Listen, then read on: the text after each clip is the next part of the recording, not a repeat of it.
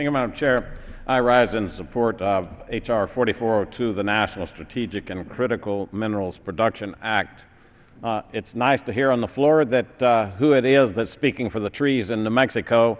We've just burned down 300,000 acres of those trees in New Mexico because of the voices coming from Washington saying, don't cut a single one of you, let the fuels build up in those forests until they burn down.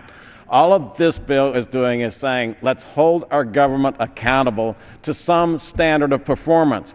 We want our government servants to do the same work they would do in 10 years in maybe 30 months. That is not an unreasonable assumption for us in America who are looking for the jobs. New Mexico used to be the home to 11 rare earth mineral mines. Those are the ones that create cell phone batteries, the minerals that create technological things. And we now have pushed those out of New Mexico and the rest of the West, and we've pushed them over to China so that they have the jobs and we no longer have them in this country. We have people here who are willing to scream foul on every single thing when we ask the government to simply do its job in a little bit more efficient manner. We actually did that in the 2005 Energy Policy Act. An amendment placed in the Resources Committee actually improved the permitting process. It had categorical exclusions. It created pilot offices. I just had a chance to visit with the state director of BLM this last week.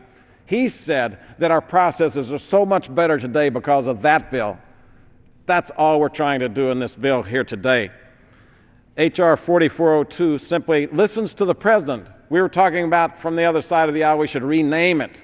Well, why don't we rename it? We're listening to you, Mr. President. You asked on March 22nd for our federal permitting and review processes must provide a transparent, consistent, and predictable path. The president is asking for it, and this bill simply gives it. The reason that we don't have jobs in this country is because we're sending them to other countries. Companies cannot wait for 10, 12, 15 years. They can't invest in that permitting process to get to the time, to the point where their process is finished.